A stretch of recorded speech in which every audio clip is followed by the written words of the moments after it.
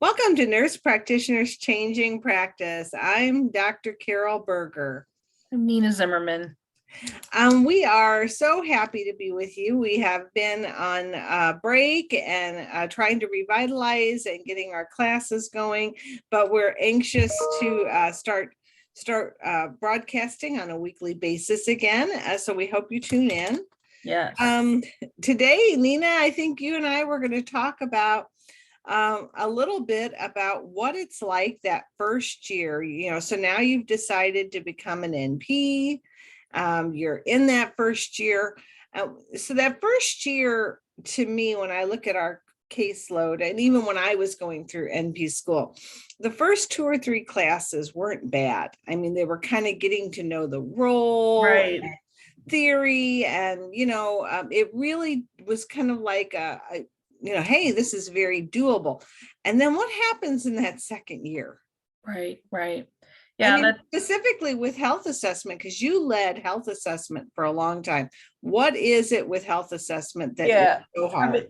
Right. So, your first year, you're going to do your MSN, your Master's of Science in Nursing, or your doctoral core, what we call MSN core courses. So that's, if you don't have a master's, that's, leadership, theory, nursing research, lots of writing, policy, lots of writing, health promotion.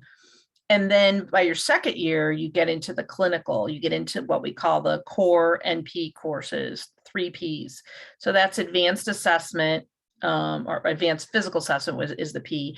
You advanced pathophysiology,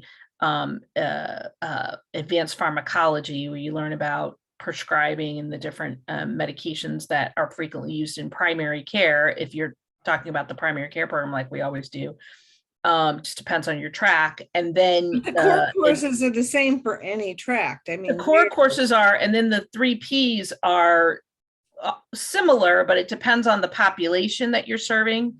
If you're going to be in F&P or you're going to be in psych, you're going to have it across the lifespan. If you're in an adult gero setting or peds, then you don't do it across the life. So it just depends on how your program is set up.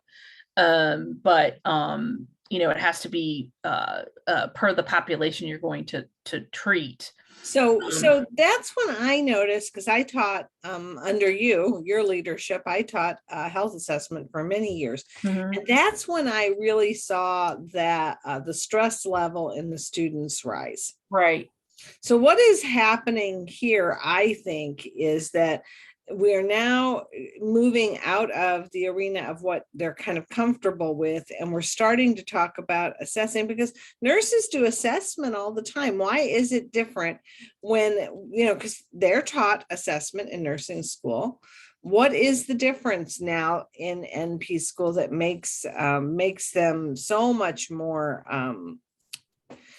anxious and stressed? Well, I think sometimes too, I think students have a misconception about taking advanced physical assessment. Oh, I know how to assess my patients. You do know how to assess your patients in a nursing role, but now you need to know how to do advanced techniques. And now you're the provider. So you have to do all the physical assessment techniques for all the systems to determine for that information to go towards a differential diagnosis, along with the history and review system. Yeah, and I always told my students that every patient, as a nurse, you've had a diagnosis attached to that patient. Mm-hmm. And so if you have a patient that just has fatigue, I mean, how many directions can fatigue go? And when you're the provider, you're the one who's making the assessment and coming up with the differential diagnosis and what tests to run and what you need.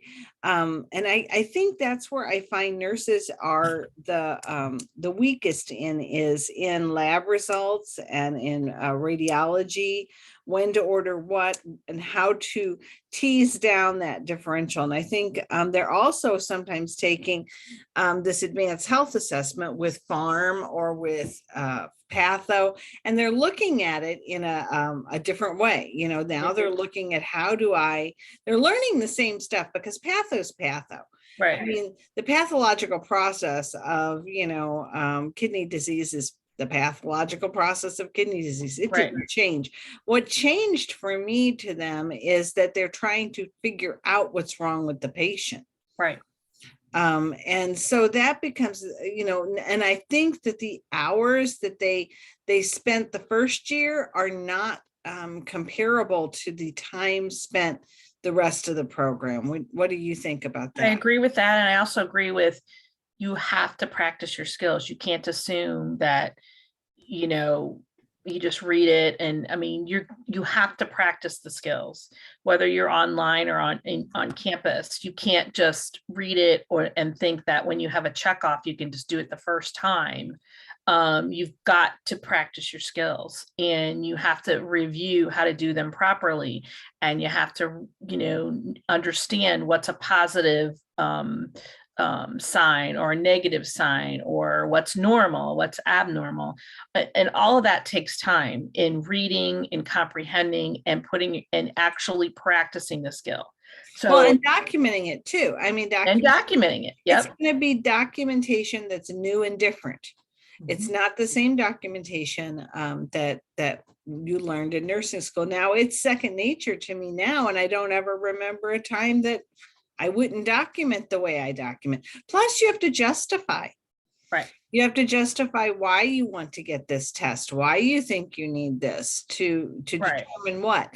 So there's a lot of thought that goes into it that you just haven't had to think before. Before it was, you told the doctor, you reported it, you documented it in your notes, your findings, a question. Right. But you didn't have to figure out what to do about it. That's what we're starting to ask you to do in that second year. Yeah. And I think that's the big change. And I always called it the deer in headlights semester, because they just have this look of terror, because they really are beginning to understand the full scope of what they're trying to do. And they feel so unsure of it. But tips I would give them, I always told them to teach it to their family members. Mm-hmm. Right. To come up with cases that they would, create themselves. And they could write the chief complaint. They could write the history of present illness. They could write what would they expect to find in someone who had a diagnosis of hypothyroidism. What would that note look like? Yeah. And work it through themselves, work through diabetes. What does that look like when they create the scenario as if they're teaching it? Right. And start looking at your own patients in the hospital that you're taking care of, with covering up the diagnosis. Yeah. And looking at the data to say what drove that, trying to get into the provider's thinking and clinical judgment. Let's talk a little bit about what clinical judgment is. That's a big key word now, especially with boards. They're going to be changing to asking more about clinical judgment. Yeah. Yeah. Yeah. Clinical judgment is, putting all the pieces together and really making decisions based on the data that you collect. And it's a skill. It's actually hard to teach, but it's a skill, because you're like a detective. You're taking a history, you're asking a lot of questions. You have to ask the right questions. You have to narrow it down to what's going on with the patient. You have to do, record what's in the patient's point of view, what's positive or negative in the different systems.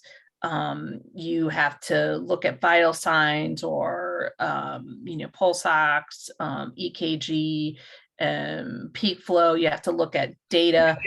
Bringing it together. You put your hands on the patient and you do an assessment based on what's going on with the patient, or if you're doing a big overall physical exam.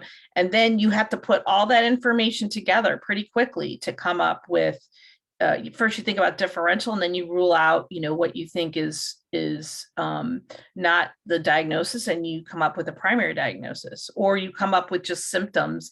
You don't really know what the diagnosis is. Sometimes that happens too, but it's a total, process and skill, So those are things that you're going to learn in your program. And some students, when they study hard and when they apply it and they put their hands on it and they do clinical, it all comes together. Most students do just fine. The students that don't do well don't spend a lot of time studying and reviewing the content in the course. They don't practice their skills, and they don't take their clinical hours very seriously and push to be, autonomous as much as they can. And so it's up to you, really, when you go through a program, to really prepare yourself. Now, circling back to what Carol initially said, preparing yourself not only for boards and passing boards, but what's going to be like that first year, as far as, what does it feel like? It feels uncomfortable. It feels uncomfortable that first year because you're independent. You need to know what you know and what you don't know. You shouldn't be overly confident. It's normal to feel like, am I really going to be able to do this? You want to make sure that you negotiate that you don't have a full schedule for several months so that you have time to really see patients and document. And some of the apps and things I've used in practice, yes, I still use today. And I teach my students. I definitely try early in the program to start getting them to think through clinical judgment and giving them patient case scenarios where they have to pick out the different words, the key words that patient is giving them, because the patient will tell you the diagnosis. I remember one of my instructors told me that. She goes, if you listen, and you listen correctly, your patient's going to tell you what's wrong. You just have to learn the language to hear it. So that's one of the issues. And then as you get more comfortable, you need to know where the resources are, because you're not going to memorize a book and keep it in your head. No. So Hippocrates, I love. Hippocrates is excellent. The free version is what I use because it is not kept up to date with the guidelines, but it is up to date on how much to give on a medication. It has calculators. If you go in there, get familiar with the pharmacological. When you look up a drug, you can look down and see the pharmacology of it. It's going to tell you the pathway that the drug follows. It's going to tell you, different how long the half-life is, different things that you need to know. And you have a drug checker there. If you do buy the Hippocrates version, you get a natural medication too, and a lot of patients take natural supplements now, so you could enter them as well.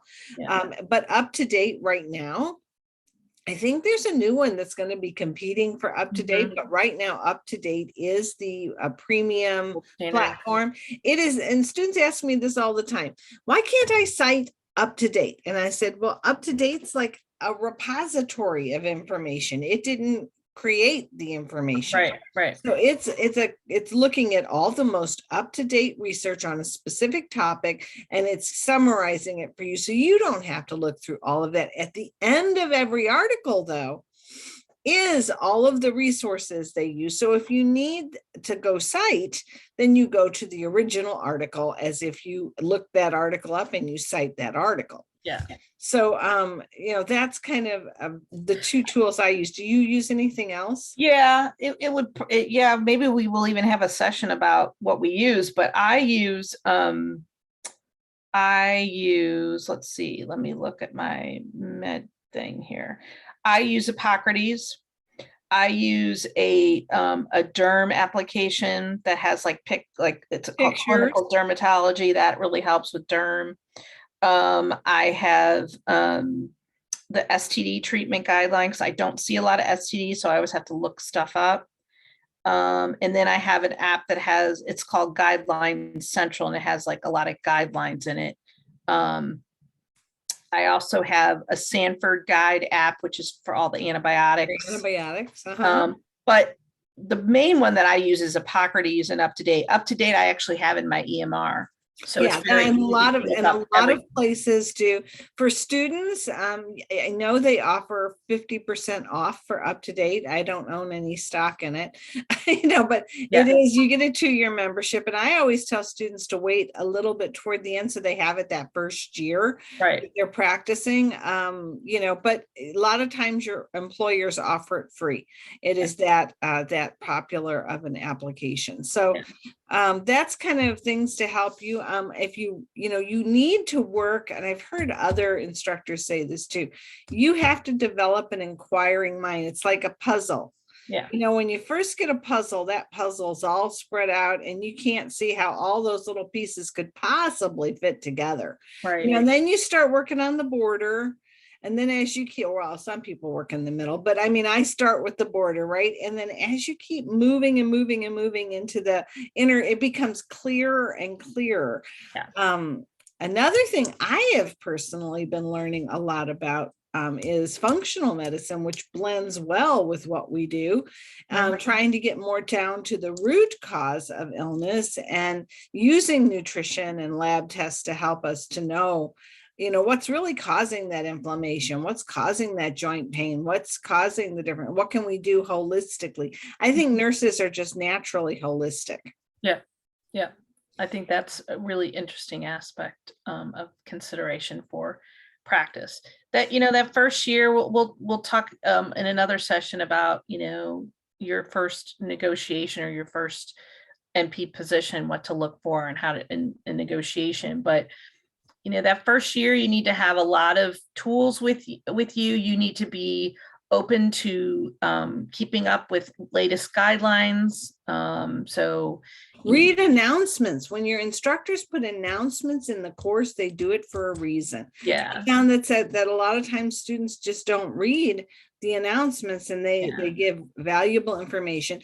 Once you get to clinicals, things start to change. Now you've gotten through the core, right? And now you're more into clinicals. And we're going to talk in another session about finding a preceptor, what to expect with your clinicals. And every college does it a little differently. My program, my clinicals were all at the end, where, you know, all of my didactic material had been done, but other programs go along the way. You do so many hours in each different specialty as you're taking the courses. So there's just a variety of ways. But your preceptor and who you have as a preceptor is really important. And we're going to cover that on another episode. Yeah.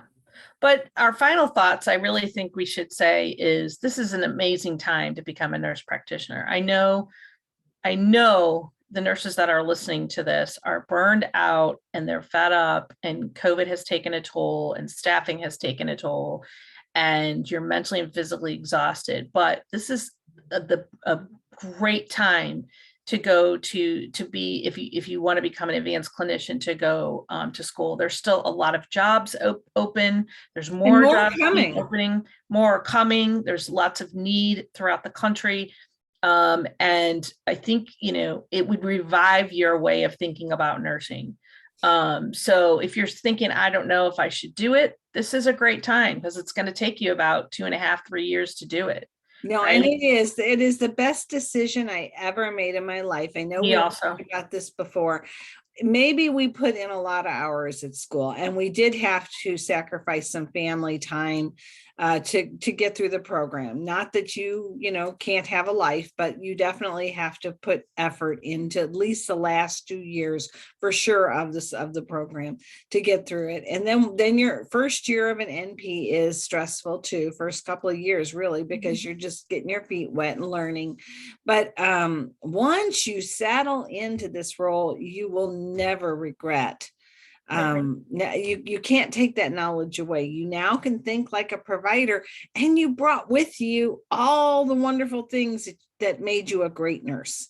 Right. And our population is aging, and I know travel nursing right now is real lucrative, and you might say to yourself, well, why would I want to go back to all that school, incur that debt, you know, when I can go make so much money as a travel nurse? But this is a real life change. Just everything about your career improves. Yeah. And you could do travel nursing that first year before clinicals. You really could if you wanted to sock away some money. I know a lot of students do that. Yeah. Especially if you're in an online. That first year isn't as bad as once you get to the 3 Ps and clinicals. Right. That's where doing clinicals, you need to be, I mean, you need to be in a state where you're licensed, but you need to be permanent, you know, you need to organize that. Most people go back to where they live. And if you're not going to, then you need to be set on establishing relationships and taking the time to do clinicals there. So you have to think that through. Some traveling nurses, in my experience, didn't think that through. And then it was clinicals approaching, and it was really, really difficult to find a preceptor because they weren't, they didn't have relationships and ideas of where they wanted to be. So, it's something you really, really being organized and trying to understand the expectations of your NP program is going to really help you. And then, moving into that first role, it is uncomfortable. You want to keep reading, you want to keep learning. You've got my other thing is you want to have some kind of connection and get updates on guidelines, whether it's the American Association of Nurse Practitioners with the Journal of Nurse Practitioners or Journal of American Medical Association, some kind of ping or some kind of way to make sure you're up to date on the guidelines of where you practice, the practice guidelines.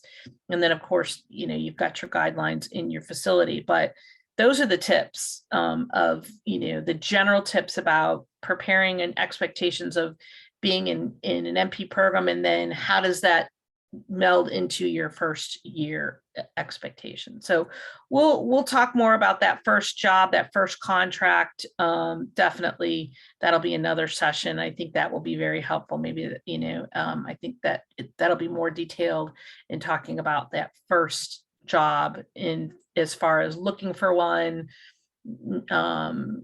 negotiating your first contract, and what things you need to ask about in an interview and what things you need to know.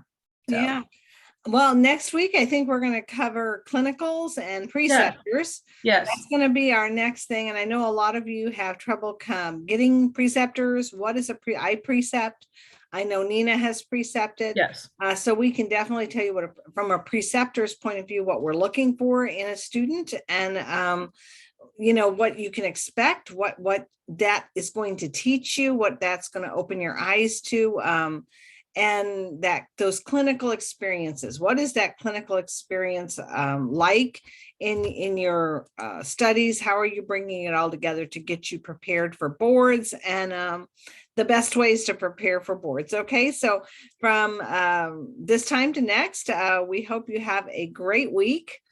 Come to our website, which is MPS Changing Practice. You will hear all of our podcasts are there. Lots of good study techniques, tips, and check us out and leave us a comment on what you'd like for us to talk about. Take care now. Bye. Bye.